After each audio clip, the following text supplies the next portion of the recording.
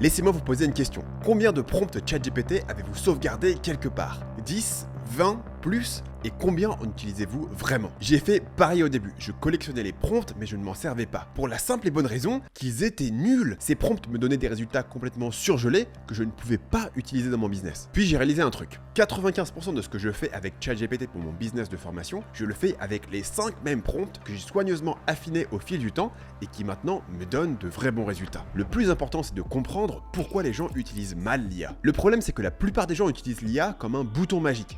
Ils lui demandent de réfléchir à leur place. ChatGPT, trouve-moi une idée de formation qui va cartonner. ChatGPT, écris-moi une page de vente qui convertit. Le résultat, c'est qu'ils obtiennent des idées complètement génériques, du contenu surgelé qui ressemble à tout ce que leurs concurrents publient déjà. Et évidemment, ça n'attire pas l'attention et ça ne vend pas, parce que tout le monde fait déjà la même chose. En réalité, l'IA est forte pour 2 choses très spécifiques. La première chose, c'est de brainstormer des variantes sur une idée que vous lui avez donnée. Par exemple, vous avez une idée de titre pour une vidéo YouTube, ChatGPT peut vous générer 20 variantes différentes en 30 secondes. Ou si vous avez une accroche pour votre page de vente, il va vous proposer 10 manières différentes de formuler la même idée. La deuxième chose pour laquelle l'IA est très forte, c'est pour mettre au propre quelque chose que vous lui avez donné de manière très brouillonne. Par exemple, vous avez fait un brainstorm en audio pendant 5 minutes sur une idée de contenu, ChatGPT peut transformer ça en un post LinkedIn structuré. Un autre exemple, si vous avez un plan de page de vente sous forme de notes complètement brouillonne, il peut rédiger des passages entiers que vous pouvez utiliser directement. Une fois que vous avez compris ces 2 éléments, vous arrêtez de demander à l'IA de penser pour vous et à la place, vous l'utilisez pour organiser et structurer vos idées. Et c'est là que ça devient vraiment puissant. Les 5 prompts que je vais vous donner aujourd'hui suivent exactement cette logique. Le premier prompt, c'est pour trouver votre idée de formation. Et là, vous dites peut-être, bah attends Stan,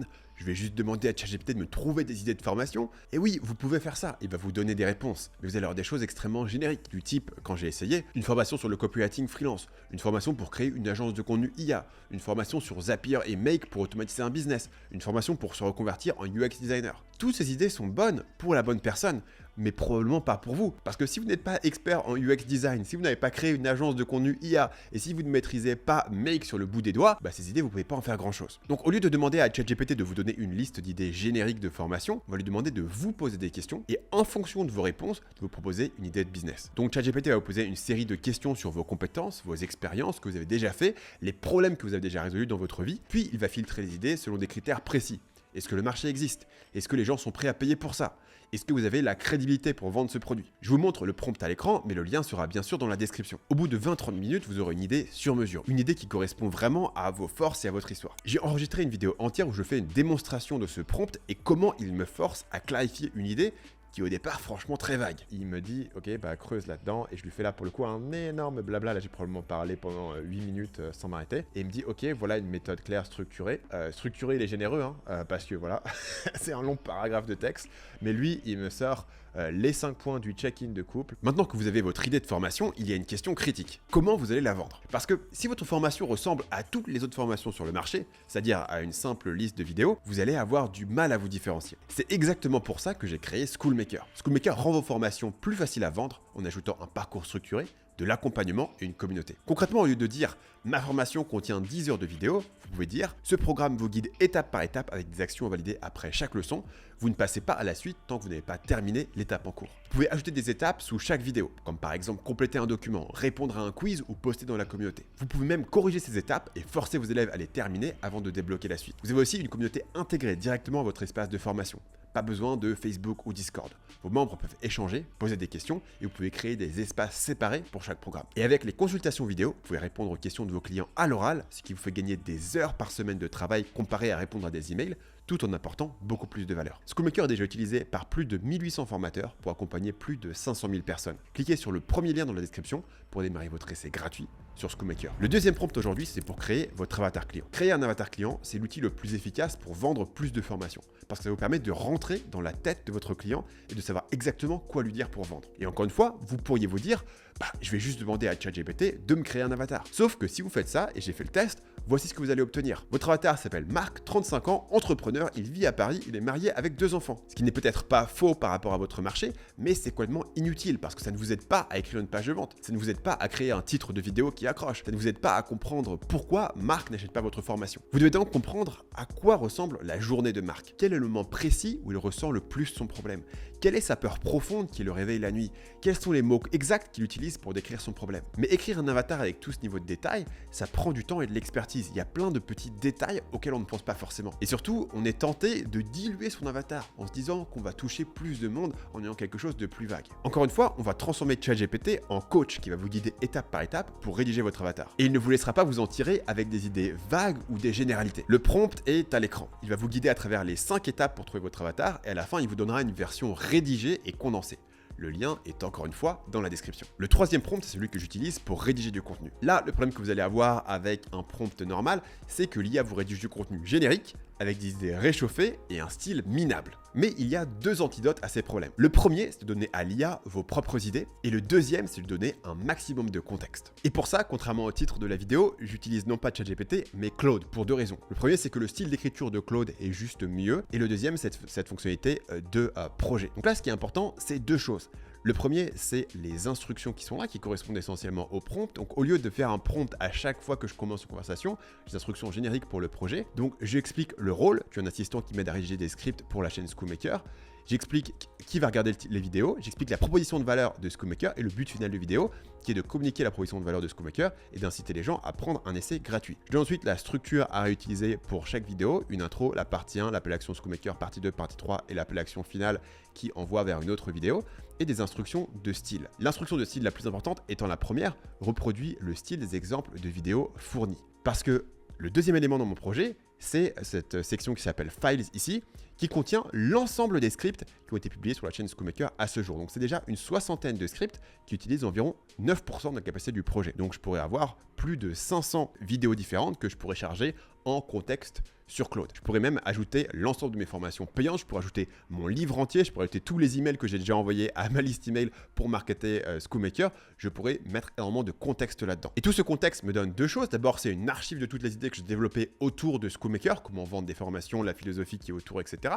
Et ensuite, c'est une archive de mon style qui va permettre à Claude de le répliquer. Donc si vous regardez souvent la chaîne Schoolmaker, combien de fois est-ce que je vous ai parlé de lancement inversé? Combien de fois est-ce que je vous ai parlé de la méthode des 3 prix? Ce qui est cool maintenant, c'est que dès que je fais une vidéo qui va mentionner une de ces différentes méthodes, j'ai juste besoin de dire à Claude, bah ici on va parler de la méthode des 3 prix, ou ici on va parler du lancement inversé, et j'ai pas besoin d'aller réécrire ligne par ligne dans la méthode. Claude va aller revoir toutes les différentes vidéos où j'en ai parlé, et il va réexpliquer mes idées dans mon style et dans le contexte de cette nouvelle vidéo. Vous voyez ma vidéo la plus vue sur cette chaîne. C'est une vidéo qui a quasiment été écrite comme ça. Parce que cette vidéo est une compilation sous forme de résumé de plein d'idées sur lesquelles j'avais fait une vidéo dédiée. Et honnêtement, c'est une vidéo que je n'aurais sans doute pas fait sans l'IA parce que j'aime pas trop me répéter, faire une vidéo qui récapitule mes conseils, etc. m'intéresse moyennement. Mais c'est justement là que l'IA excelle, parce qu'elle peut les chercher dans toutes mes vidéos passées, faire des résumés et les réorganiser dans une structure cohérente. Maintenant, qu'est-ce que vous faites quand vous avez des nouvelles idées à partager, c'est-à-dire des idées qui ne sont pas dans vos anciennes vidéos? Là, vous pouvez utiliser l'audio. Il y a deux manières de le faire de manière pratique. La première, c'est de directement dicter dans ChatGPT ou Claude. Donc vous parlez pendant 5, 10, 15 minutes, vous brainstormez à voix haute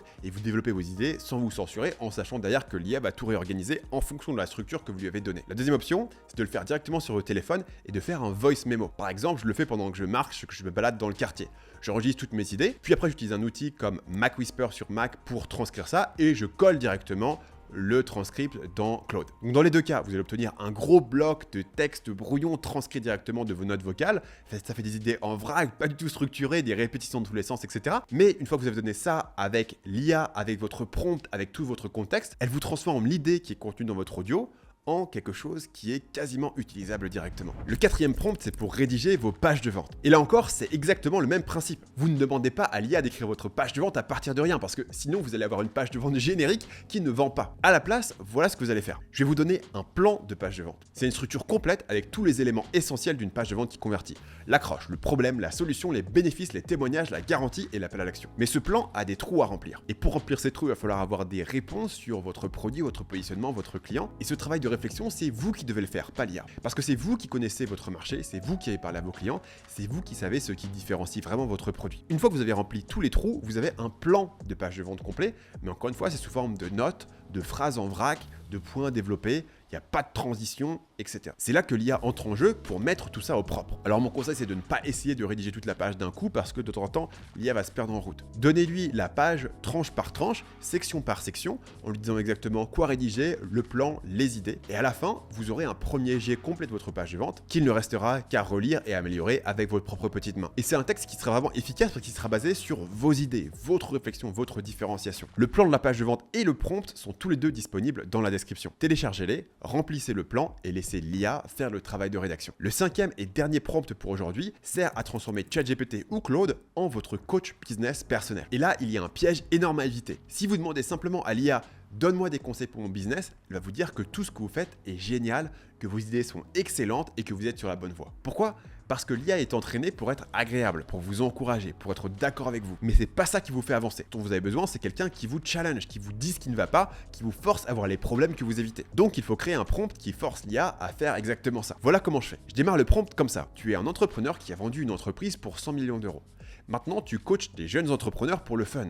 Tu n'as pas besoin de ménager mes sentiments, tu es là pour me challenger, pour me dire ce qui ne va pas et pour me forcer à voir la vérité. Et là, le style de conversation de ChatGPT change beaucoup. Concrètement, voilà comment j'utilise ce coach IA au quotidien. Tous les jours, je lui donne ma liste de tâches et il me répond « Ok, regarde ton plan de la semaine, est-ce que ces tâches sont vraiment alignées avec ce que tu as dit vouloir accomplir cette semaine ?» Parce que là, j'ai l'impression que tu perds ton temps sur des trucs secondaires. Et là, je dois soit me justifier sur mes tâches, alors réfléchir profondément à ce que je suis en train de faire, ou accepter que je suis en train de partir dans les plates-bandes. L'IA a rarement des idées de génie, mais l'IA peut être rigoureuse. Et dans ce cas-là, l'IA va vérifier l'alignement entre mes tâches quotidiennes et mon plan de 90 jours. Donc ce coach IA n'a pas besoin de me donner une idée de génie qui va révolutionner mon business. Il a besoin de vérifier de manière rigoureuse l'alignement entre mes tâches quotidiennes et mon plan de la semaine, entre mon plan de la semaine et mon plan de 90 jours, entre mon plan de 90 jours et mon objectif annuel. Et chaque semaine, je lui fais un bilan. Ce que j'ai accompli, ce que je n'ai pas fait, pourquoi. Et c'est là que ça devient vraiment puissant. Parce qu'au fil des semaines, l'IA accumule du contexte. Et elle commence à voir des schémas que je n'avais pas vus. Par exemple, elle va remarquer, écoute Stan, j'ai remarqué que généralement,